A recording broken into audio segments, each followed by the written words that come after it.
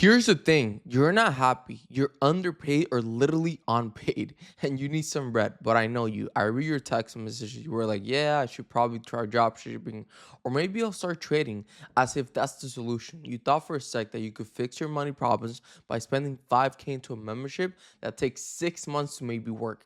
I know you don't want to do that. So how about do this instead? Instead of talking and taking the slow route with all these flashy opportunities, I'm gonna show you the boring opportunity that makes me 11,000 a month, and I'm gonna put an extra 50K in your bank account by the end of this year. I'm gonna teach you this for free, but it's actually not free because I require your most important asset, which is your attention. You need to lock the fuck in. You need to actually pay attention because information you're about to receive could change everything for you. I promise you, I don't care how skeptical you are. In this video, I will help you out make money, specifically 5K a month with a fraction of time. Now, real quick, affirm with me that you're going to make that money by hitting the like button, subscribe button. It's just good luck. Now, before we start, let's double check. Do you have 20 hours a week for free time? Do you speak good English? And do you have a phone or computer that connects to the internet? Perfect. If you answer yes to all of those three questions, you can do this. Do what exactly?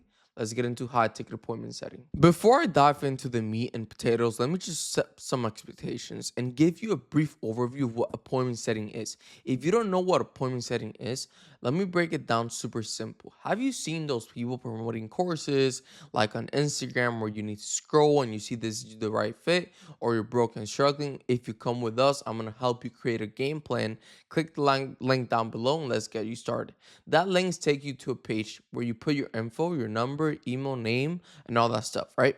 That information gets put into a list, and that list is where the people like me come in. We call those people, qualify them, see if they're a good fit, and if they are, we book them on a call with the closer who handles the actual sale. That's it. That's all you have to do. You're not selling anything, you're not handling any objections, and you're definitely just connecting interested people with the right person to help them. Now, here's the beautiful part about the money. Instead of being the person spending 10K on the course like everyone else, you join their sales team and get paid every time someone buys. Most companies pay you a base salary of 1,500 to 3,000 just for working with them. That's money you make whether you book appointments or not.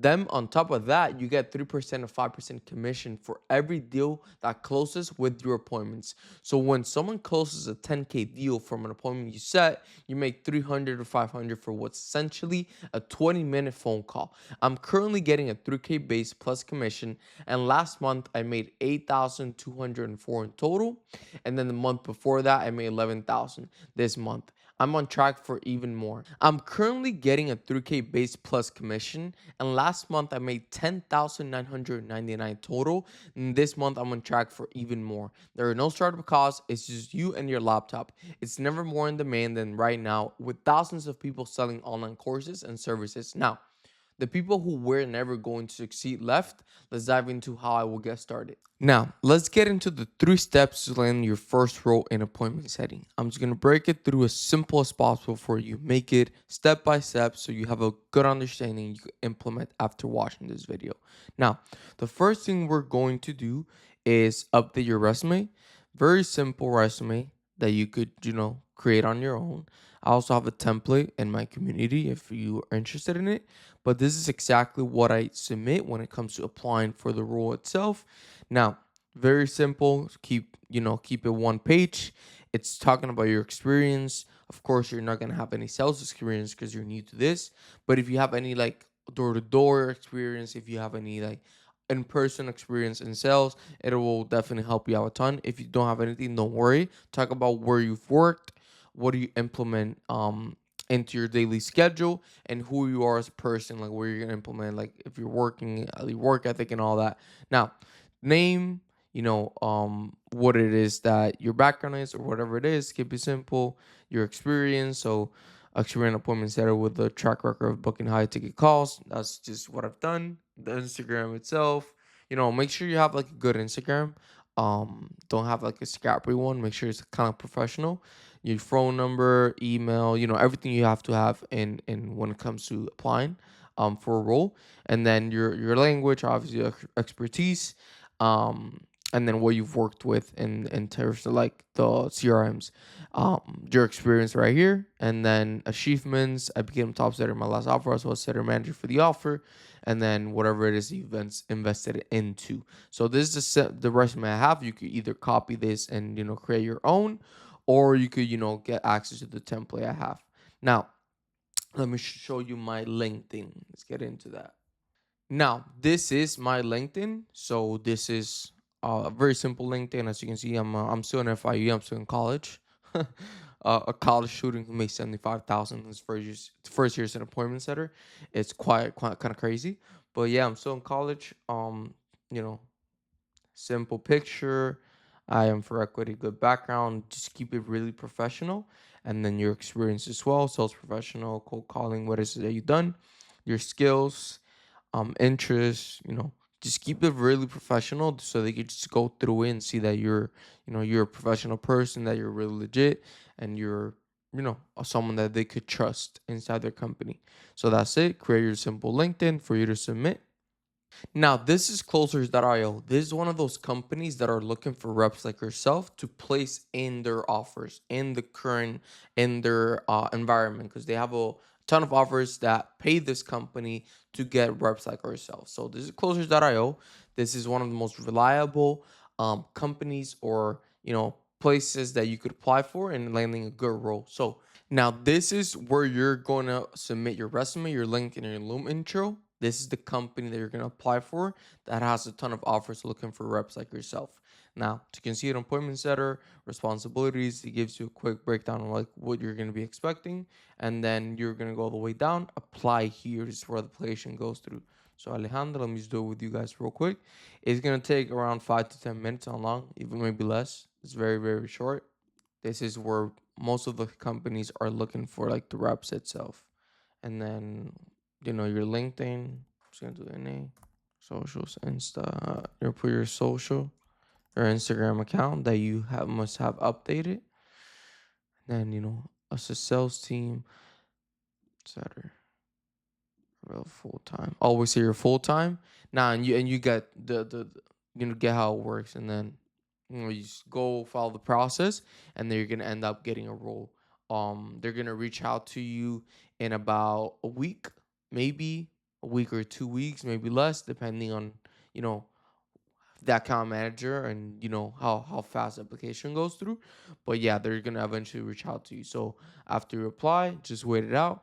Just make sure that you go to the next step, which is preparing for the interview and making sure how to pass it. So let's get into it so you can have a better understanding of how that works. Now we're gonna go over acing your interview. This is what you're going to do to pass the interview and actually get the work, get the job. So let's get into it. If you're watching this module, you got a response back from one of the pipelines you apply for and will not be interviewing for them. The way this works is simple. Typically, you have until the initial interview just to ask you a couple questions, get a good understanding of your background, your experience. Don't worry too much, as they really mostly care about energy and hunger to actually begin killing on the phones. So let's go over and what to do before the interview, during the interview, and after the interview, so you can pass it and ace it. So before the interview. Now, what happens before the interview is just as important, if not more important, than what actually goes in the interview. First impressions are everything, so follow these steps. After your interview is booked, email the persons you are interviewing with an introductory email containing a mix of some of the following. So, a brief introduction of who you are, why you're looking for the opportunity, that specific opportunity, and an email and CC all interview participants so they are on the same thread. 99% of the people are never introducing themselves prior to the interview, let alone back up why they are the right candidate. So get your brain oriented around this. Here's the basic example. Just follow it. Hey, whoever's name, hey, XYZ, thanks for scheduling time to meet. Today's opportunity speaks volume for me because of whatever it is you want to write. I look forward to speaking with you at day and time. Best regards, your name. That's an email, simple as that, and it will put you in a good spot if you do that. So during the interview, one of the first questions you'll be asked in 99% of the interviews will be, so tell me about yourself. Keep it short. A lot of people talk a lot, and that is not good. Just keep it short, straight to the point, just like the Loom video. This is literally the formula to make yourself introduce yourself in short and punchy way. So, past a brief of prior experience, present, what are you doing now, future, what do you want to do in the future. So, an example of this is, hey, I'm a customer service oriented shift supervisor who has been in different roles across different industries like health, construction, have developed a wide range of understanding when it comes to the customer journey, and I have been the top sales rep at my current role at Planet Fitness. My vision for the future is not to only become a better human overall through sales, but become a top performer in this industry and bring my disgusting work ethic and figure out the factor to the next level. Hunger is what they're looking for, and actually, that grind, the grind and the hunger, they feel it through the screen. If you have energy, you have hunger, you're gonna get hired by no matter what. So, sorry guys. What I recommend is saying this over and over until it feels comfortable. So whatever it is they write down, yeah, say it over in your head. So once it comes out, it's just natural. I remember Hermosi. He basically for his lunch, I don't know if you his book one his first book, he literally went over that PowerPoint. He said like 1,000 times. Like went over the power. It was like 100-page document, PowerPoint. He went over that PowerPoint over 1,000 times, and it was just all in his head. So he spent a whole hour literally yapping it out because he knew exactly what to say. Now, this only takes 2 minutes. So if you don't have 2 minutes out of the day to actually take out and memorize it, not 2 minutes, but you have a day to actually memorize it on a 2 minute, like something's wrong with you. You don't want the money. So if Formosi did, 100-page PowerPoint and memorize all of it, 2 minutes not it's not a lot. So no, keep this under 2 minutes if you can. The shorter the better. So now that you have introduced yourself, we'll begin asking you questions about you. Normally, I highlighted like the questions that most of the interviews have been asked. So, what is your background? Why are you looking for a new role? These are some interviews that you might get on some offers, but not all of them because, as I said, I'm highlighting the most you get. So you can go over this. This document is on my free community, so you can join that free community if you want to go over the document. Um, so another question that they do ask is, what is strategically when you are not on the phone? Like, what do you do? Because sales at the end of the day, it's more about what you do on the outside, like the external. It mixes, it correlates with what you do in the phone. So what it is that you do on a normal daily basis, like if you go drinking out with the boys and stuff like that, or you actually try to get better on the phones and learn the skill sets. So what are your biggest strengths? What are your biggest areas for improvement? What are you doing on your own to improve? Have you invested into training? Those are also questions that you're going to get. Now, once you have been asked a few questions, the interviewer will ask you if you have any questions. Even if you don't, please ask some questions. It's really important that you do so. It just stands out. And just ask those questions that I just wrote. How long has this particular offer been live for? How big is the team? How are you currently getting leads? What is your average cash collected revenue that the company brings in every month? So even if you don't have questions, try to raise your hand fast because one time I didn't get this role because I feel like I answered I asked the same question as someone else, but I just had to ask a question. But the reason why I couldn't ask the question first was because it took me a long time to raise a hand. So make sure you're the first one to raise the hand or first one to speak when it comes to asking questions, so you could ask the best questions and it doesn't get repetitive. Now, finally, the interviewer will close out the interview. Make sure you know when you will get next steps, and you can say like, sounds good. When can I expect to hear back? And then after the interview, I'll follow up. It's really important that you follow up. So personalize each email message for every person you met with. Example of what you can say is, hi, thank you for all your time. I appreciate your interest in me. I also enjoy our conversation. I look forward to whatever the next steps are. So that's basically how you ace an interview and how you're going to pass. My passing percentage is not bad. I mean, it's like 65 to 70.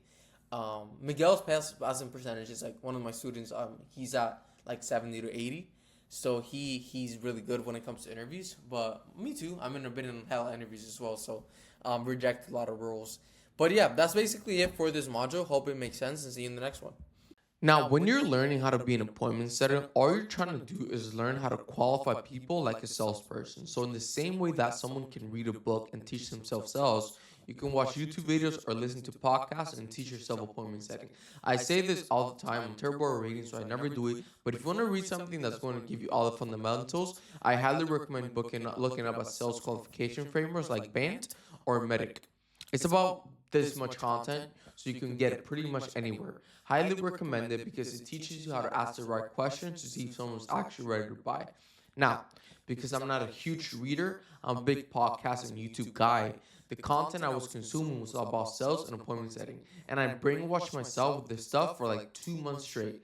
You got channels like Sales Insight Lab, big one, been around since the 2000s, really knows this stuff. You got the Sales Podcast. This is like the guy, two guys who are actually really good at sales, and they talk about their experience, how they deal with objections and how they qualify leads, stuff like that. You also have the Revenue Collective, where this guy interviews like the best salespeople in the world, like an A-listers, and those guys who are making all the money. You want to be listening to stuff like that. You want to be around this type of information. So you're going to spend probably a week or two just soaking and then all in, going over it. But it's not going to be worth anything unless you actually practice. So the same way salespeople will do what's called mock calls, where they basically have their buddy call them up and they practice their pitch. You're going to do that, but you're going to do it by yourself. You don't need anybody. Remember, sales calls and appointment setting scripts are around you. Every time you get a call from someone trying to sell you something, stop looking at it annoying and look at it for what it really is. Look at the call and be like, okay, what questions are they asking me? What is this doing? Am I feeling qualified? Or maybe am I feeling, qualified? Why I feel that? What can I do to replicate that with someone else? And then you start writing your own qualification scripts, figure out why they're asking certain questions, and then once you start figuring out the patterns, start practicing the stuff yourself, right? Go in and basically create a qualification call for a business you've been studying. Just start practicing this stuff, get it out of review, and start feeling what it actually looks like to be a qualified person. It's going to feel like you're pulling teeth at first, like it's going to feel really hard, but I promise you this is muscle. I've been doing this for 8 months and I'm wicked now. I'm nasty, but when I started, I was really bad. It took me forever to get comfortable on the phone because I just didn't know what to say. You got to get past that phase as fast as possible. You do this with practice, so you don't stress about this part. And remember that you're practicing for stuff you're actually going to do. This is not like you're playing basketball, hoping that one day you get to the league. There's a 90% chance you go to appointment setting big leagues, so this is the practice that you should be doing, like you're going to making this calls and definitely qualifying people and probably booking appointments too.